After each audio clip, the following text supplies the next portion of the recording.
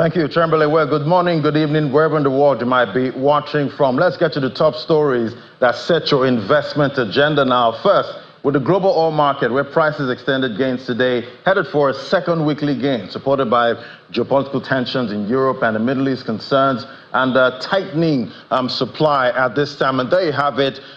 Over $90 now. That's what we have for Brent crude, 0.5% jump, a big jump there we're seeing this morning. And we see the U.S. WTI crude, that version is also holding up well above that $80 a barrel level, 0.4%. And as it stands now, is definitely a weekly gain for both grades of oil in the global oil market at this time. Well, straight to the FX market now. We see the Naira continued its appreciation against the U.S. dollar on the official foreign exchange, reaching the highest of in about 3 months, 1,255 Naira, 7 kobo to the dollar, 0.6%. So we're seeing a strong first quarter performance, and we're seeing the second quarter also starting strong now for the Naira in the official window. According to the FMDQ data, the intraday high, that closed at 1,294 Naira to the dollar, while the intraday low, that was at 1,200 Naira to the dollar. Well, straight to the Nigerian equities market, it's maintained its bearish performance as sustained profit-taking activities in Tier 1 banks and MTN Nigeria. That was down 1.3%. That's brought the benchmark index down 103,736 points. We're seeing month-to-date performance negative 0.8%. Year-to-date returns, though, lower than the 40% that you were used to, now at 38.7%. There you have it, 103,000, going below that 104,000 points level, 0.43%. And we see 252 billion naira wiped out from the equity cap at 58.65 trillion. So we're seeing the second quarter for the NGX, that's the local growth, weak at this time, but we're seeing the Naira actually strong at this time to start, the second quarter of 2024. So those are the markets are looking to some company news now. We see Stanbic IBTC Bank, they've upgraded its digital banking platforms to make transactions and reconciliation processes seamless for business owners. The newly upgraded applications are the Stanbic Super App and the Enterprise Online 2.0 for business owners. Take a listen. Ready for business. Stanbic IBTC Bank introduces the much-anticipated upgraded Stanbic IBTC Super App, a one-stop solution for all banking needs of entrepreneurs and business owners. I would like to invite our special... During the unveiling of the enhanced mobile app at the Stanbic IBTC Towers in Victoria Island, Lagos, the bank says it aims to simplify banking processes while putting power in the hands of its customers. The enhanced Stanbic IBTC mobile app caters to businesses and represents a revolutionary all-in-one mobile application designed to deliver a seamless banking experience for our business clients. With our enhanced mobile app, our customers can conveniently access a wide array of banking services. They're able to manage their beneficiaries, initiate payments, and generate signed and stamped account statements and mix all within one single platform. Stanbic IBTC also has Super App. At a fireside chat with the CEO of Nairametrics, the chief executive of Stanbic IBTC Bank, Wole Adeniyi, reels out some of the special features that can be accessed via the Super App for business owners. On this Super App, you have insurance. On this Super App, you have pension. On this Super App, you have stockbroking. On this Super App, you have asset management. On this Super App, you have your bank. On this Super App, you have your wallet. So whatever your banking needs are, on this Super App, you have the solution. And what is it for business is that we have now put the power in the hand of the business to do their transactions on the go, on the app. So it's like putting your bank in your pocket. Also introduces the Enterprise Online, which is Stanbic IBTC's internet banking for businesses. The Enterprise Online 2.0 is our internet banking solution for business. Okay. And it's the web version of the Super App. So I would say is for customers that have large screen, it's a large screen version. And people that want to work on their desktop, they want to work on their laptop, it gives them that capability. By upgrading its digital banking platforms, Stanbic IBTC Super App for businesses and enterprise online, Stanbic IBTC Bank aims to provide a convenient and secure banking experience for business owners. All right, as I said before, Nigeria's stock market has kicked off the first trading week of the second quarter with profit taking. And we've seen the banking index has lost that 1,000 point level, now about 900 and something points. Could investors be selling the banking stocks because of the bank recapitalization announcement by the central bank? Well, let's find out. Joining us now is Mr. Ike Chioke, Group Managing Director, AfriInvest, joining us right here in the studio. Great to have you. Thank you. Good morning, Larry. Good morning. So, I know your research team, you've been advocating for, banks to recapitalize, for a while now, and it's finally upon us. Yes. We have the numbers now. Talk to me about maintaining status quo. Would it really be that bad if the banks actually maintained, this capitalization that we currently have? Because everything seems okay. Well, on the surface, but you have to remember, go back to 2004, when the Soludo-led central bank introduced banking consolidation. At the time, the minimum capital went from about 2 billion to 25 billion naira. And at the exchange rate of the time, that turned out to be about $200 million. Today, with the minimum capital for international banks at 50 billion and national at 25 billion, using the current exchange rates, it's obviously much smaller numbers we're talking about. You're talking like, $40 million and, $20 million in comparison. So the central bank's move the new capitalization to 500 billion for international banks at about 1,250, that's just about $400 million. And if you go to 200 billion for national licenses, that gives you just under $200 million. So that again underscores where the CBN is going, to show that the banks have the capacity, they have the solvency, and have the resilience to continue to support the Nigerian economy. The president has talked about moving the economy to a $1 trillion economy. Currently, our GDP is at $535 billion. So hopefully this new capitalization will be part of that impetus to get us to that direction. So let's just take, for instance, now the Naira was maybe trading at about 500 Naira. Yes. The dollar this time. Then we wouldn't really be talking about recapitalization then. You could argue that, but the central bank has also come in and said, we are not going to be including retained earnings as part of your capitalization. And there are all sorts of discussions around what is really contained in retained earnings. So if you extracted retained earnings and still use 500 Naira as an exchange rate instead of 1,250, you will still require some recapitalization nonetheless.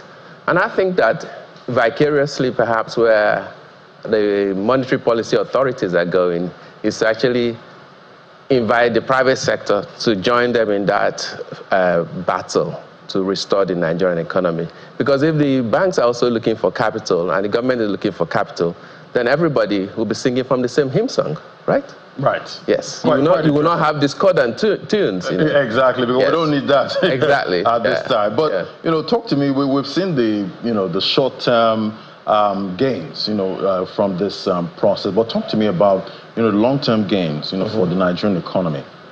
I think that when you look at where we are today, we've gone through 8 years of. Okay, let me not go back. Okay. But where we are today, we are the best thing is to say we're probably recovering from trauma as an economy, and the economic management team have a lot of work cut out for them, both on the fiscal side as well as on the monetary side.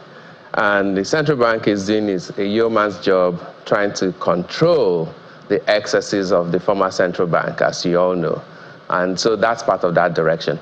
But the catalyst will be what then translates into the economy, into the real sector. And the banks act as a sort of an engine to lubricate the economy. Today, if you look at the size of the capital markets, $46 billion, when you look at, the market capitalization, sort of about 58 trillion naira or something like that as of yesterday. If you think of the economies we want to compare ourselves to, like an Indonesia or Mexico, the economies in terms of GDP are $1.3 trillion, $1.4 trillion, and we have $535 billion GDP. We have to be able to move these banks forward so the banks then have the capacity to lend again to the real sector. Because if you look at what has happened to the economy, just because of the movement in interest rates, many companies are suffering. MTN, for example, has reported negative shareholders' funds. Yeah, we're already seeing it. Yes, exactly, and that's a major company, so that has an impact. So if those kind of big companies are suffering, you can imagine what's happening to the smaller sectors. But when you have ambitions to drive the economy, then who better than the commercial banks to help you get to that target? That is really why the recapitalization is important. Now, we still have CRR at about 45%. Correct. So I'm still wondering, will the bank still have enough to give out after recapitalization process? That's important, but we have some short-term problems where the CRR is trying to solve. But as you get more stability in the system, you can see that it's even coming in from the point of view of the exchange rate direction. Clearly, we are of the view that perhaps by the middle of the year, we'll probably be approaching 1,000 naira to the dollar, and it could go below that, the way they're going, because there's a Eurobond transaction planned for later in the year, and that also will create more support. And as some of the bigger banks begin to show momentum in their capacity to attract capital, particularly foreign capital, then that again gives more confidence into the economy. And that stability then allows you to then focus on the longer term issue, which is coming from the fiscal policy side. How do we build that platform for growth? Yeah, because we're aiming for that $1 trillion economy going forward. But talking about FX, we cannot ignore FX, at this time. We've seen the Naira starting off the second quarter of 2024. Quite strong. Correct. But are we out of the woods yet, when it comes to, the Naira this time? Because some say it's because demand for dollar is not as much in this season, but who knows? No, well, the signals are positive. Oil production is, up. It's sort of come from about 1,200 barrels per day, trickling up towards now 1.5 million barrels a day. Right. 1.2 million barrels to 1.5 million. So that helps because, oil is still the main supplier of our foreign exchange. So that's important. We've also seen, inflows, especially from the foreign portfolio investor side, who've come in to take advantage of our very high yields, because MPR has gone up to 24.75%. So the domestic short-term yield environment is very attractive. So for an investor who is seeing that, the Naira is appreciating, I can come in for a short term and get 20+%. And by the time I'm exiting, I also have an appreciation in the Naira. It's a double effect. So that will continue to support. So when you say, are we out of the woods yet? I sort of believe that unless something extraordinary happens on the fiscal side, the momentum of progress towards an appreciated Naira will probably continue for the next few months. Right, because it's looking really strong, and hopefully there's no headwind, somewhere. In fact, this morning, the irony is this morning that the parallel market rate is below the official rate. Quite incredible. It's incredible. So I was looking at some data. I thought, am I reading this upside down? Because I'm seeing the official at about 1,260 and parallel market at 1,200. And I had to check again, and yes, it convinced me. That's what is happening. Because so much stability, there's liquidity at that retail end now. To most of us right now, we've been used to a lot of instability, in the FX market. But let's look at the domestic borrowing, as you did mention. We're definitely seeing a lot now when it comes to the T-bills and government bonds. We're seeing a lot of action in the fixed income market. Correct. For the first quarter alone, we've seen the government raised about 1.8. They're planning to raise 1.8 trillion for the second quarter. Okay. We've done the first quarter. Really strong movement there. A lot of borrowing we're seeing, on the domestic front. But we still have a debt problem. We have a debt problem. We prefer it to be local. Yeah. But it can still be a problem. It is, when we look at all the parameters, in terms of debt to GDP, debt service to revenue, the parameters were essentially at the threshold we've set for ourselves or have exceeded. But if we are hoping to expand the economy, the problem with debt is not really whether you have a lot, but whether you have the capacity to service it. So if, for example, you take a company that had a turnover of 10 billion and profit of 5 billion, and the bank say, I can lend you 5 times your profit, that comes to 25 billion. So the direction of growth for the company would be to say, let me move my turnover to 50 billion and profit of 25. And if you lend me 5 times my profit, I'll be at 125 billion. Clearly, 125 billion is a whole lot larger than 25 billion in terms of debt, but your capacity to service it is still the same. That is where the economic management team is hopefully pushing us in that direction.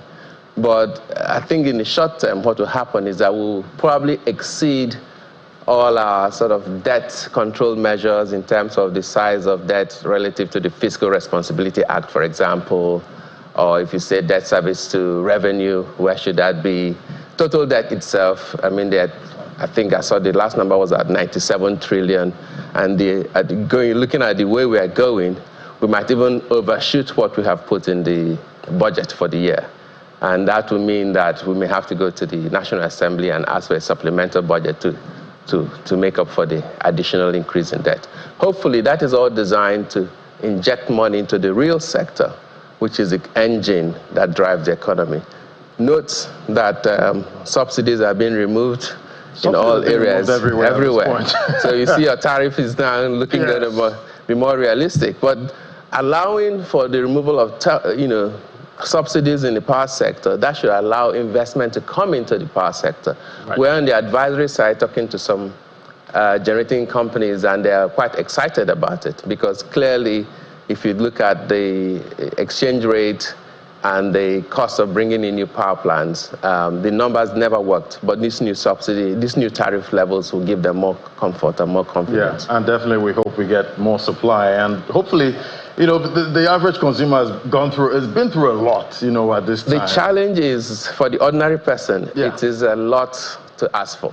Too much. I mean, if you're at the minimum wage, I think it's still 30,000 naira. I'm sorry, but it is really quite painful. Quite painful. So I have not seen the details, but the government really needs to make sure that there's some support at the very low level in terms of how people get some palliatives to survive through the storm until the economic engine begins to kind of kick in properly. Yeah, definitely quite a storm at this time. Thank you so much for sharing your perspective with us, Mr. Ike Chioke, Group Managing Director. My pleasure. It was great having you. Thank you. Thank you so much. Cheers. All right, so let's take the conversation even further now. And you did hear Mr. Chioke there talking about the new tariffs right now for the almighty Band A. Well, I guess it's all about bands right now, especially the hike with Band A tariffs in Nigerian Electricity Regulatory Commission approving an increase in the rate paid per kilowatt hour of electricity from about 66 naira to 225 naira for the various distribution companies in the country. Well, joining us now is Mr. Henry Amadigo. He's an energy consultant. Join us from our Abuja studio. Great to have you on the show. Thank you very much. Good morning. So we're seeing the NERC saying that the revision of electricity tariffs is set to deliver about 50% cut in monthly subsidy expenses, by the federal government. Also reduce the number of grid collapses that we have in the country. But let's count the costs right now. Definitely, the consumer is strained at this time, the average consumer. Even the manufacturers are complaining at this time. Help us break it down, for you. How are you seeing this hike at this point? Okay, there are two things about it. There's the context and the need for the reforms, and then there's the impact of the reforms. In the last 8 years, we've had MITO, which we have implemented, but for many reasons, political, MITO wasn't implemented properly. So the price of generation and distribution and transmission was less than the cost people were paying for it. The tariffs weren't market reflective. Now, people have a perception about energy goods, which includes petrol, diesel, and power. It's both a public good, but also a market good. You want people to invest in the sector. you need to make the tariffs price reflective. Your guest that was around before me, the MD of Africa Invest, something similar, which same thing I would say. The government needed to ensure that we could bring in investors into that sector. There are legacy issues. There are issues around debts. There are issues around poor investments. There are issues around gas supply. There are issues around last mile support infrastructure. But it's a market, and there's a value chain attached to it. I can only put money to an industry where I think I'll get a return on my money. But there's also the fact, as you've said correctly, those that need to be protected, the vulnerable. So for me, I'm impacted as a Band A person. It affects my income. But I also know it's cheaper to have public electricity than run on diesel or generator. Diesel, if you run on diesel now in Nigeria, an average cost of diesel per kilowatt is about 675, 680 naira. Petrol is about 430, 425. So it's still cheaper for the average person. And then there's a joking we've had about Nigeria. Every time you go outside Nigeria, they say, oh, Africa's biggest economy run on generators. It's not sustainable. The issue around climate change as well. The more diesel they use, the more impact it has on the environment. But the key issue is this. Tariffs right now are lower than the cost of production. You have a need for a lot of investment. I heard the MD of EGMI talking yesterday and saying out of the units, only 6 are operational, no gas. Gas has moved from $2.18 to $2.44 now. All this with the devaluation of the currency makes the need for the tariff adjustment. And I think what government has done, I sat down in a retreat about 3-4 months ago, 4-5 months ago on power, where a lot of producers, Gencos were talking about their inability to sustain the investments, the debts owed them. Subsidies on power right now would, if we didn't change the band, would be about 4 trillion annually. We have an economy that is struggling for many reasons. We've had the devaluation of the currency. So that's the context of the need for the tariff adjustments. Now, does it mean that it's easy for anybody? Certainly not. We've had a lot of issues this year. We've had issues around the currency, which is getting steadier. We've had issues around adjustments in petrol, which again, subsidies has crept gently back again. So there are wider issues around the consumer. And like you said earlier on, minimum wage is still as low as it is. But those in minimum wage will not be in a Band A category. Right. They shouldn't actually be living there. It shouldn't be earning 30,000. I'll be living in a Band A environment, really. It shouldn't be in that area. There's still issues the NERC has to deal with as well. Right. There's substantial power theft. There's loss around transmission. There are drops and everything. So there's so many issues to unpack. All right, talk to me about other countries at this time, because right here we have the band plays right now. In other climes or neighboring countries in Africa, why don't we just have one band that serves everybody, and it's somewhat affordable? Because in other countries I don't really hear about Band A, Band B, D and C and all the rest. So what do you think about this? Well, I'm certain that every country has its own context for operating reforms.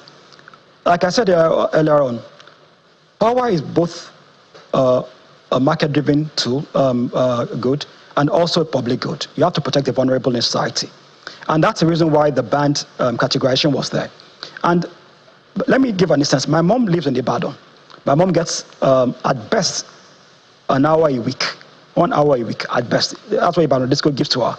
She pays 2,000 a month. That's what they all pay. It's fixed. Every month they put 2,000 naira for power, but they only get 1 hour a week, or at best maybe 1.5 hours a week. Now they don't get power, so they don't pay for what they don't use. They don't have meters. Now I live in an area where if there's sufficient gas, if there's sufficient supply, I get up to 18 to 19 hours at the best of times, and at the worst of times it can drop very bad as well. But I spent a huge amount of money on diesel in the last 1 month because it was hot and we had to survive. And for me, it is unbearable to buy diesel at 1,350. Now, a Band C, D person would not have a diesel generator. We'll probably have a pass my neighbor generator, which will not carry things like ACs, which will not carry things like a freezer and a fridge and others. So whenever you're planning for economic activities, you must think of the vulnerable society. And I think that's what the government has done through NERC, in terms of thinking, okay, if we want to make an adjustment, but we have to protect the very vulnerable. Those who get 2, 3, 4 hours of power a day, live on that. Those who get 11 hours, live on that. So I think right now, we in Band A are paying somewhat a cost-effective tariff. Now, what should have happened, which never happens in Nigeria, is the policy was a multi-year tariff order, which should have been on an annual basis. I remember that when Jonathan was living in 2013-14, there was a need for a review. It didn't happen. Mr. Barry, General Barry came in. It happened once, I think, or twice. So there's been lack of doing the right thing. And then, like everything, when you not do it, everybody's impacted poorly. I mean, it's not easy on anybody. I understand what man says it's going to affect them. But I also know that for every producer, you can't compare the cost of diesel to the cost of power from public. Okay. It's not the same thing. The price differential is over 300, 400 naira. Yeah. All right, I'm hoping that, at some point we all get to be on the same band and, have affordable, electricity going forward, because I believe even the vulnerable need as much, power and, should be able to, afford it going forward. But that's much we can take at this time. We've run out of time. Thank you so much for coming on, Mr. Henry Adigun, energy consultant. It was great having your perspective today. Thank you very much for inviting me. Thank you so much. All right, so that's it from me on Business Morning. That's how your money is looking. We'll definitely be looking out for the close. That's for the local boss today. Let's see if Friday can give us the first green close in the second quarter of 2024. I'll hand things back over to the Sunrise Daily team.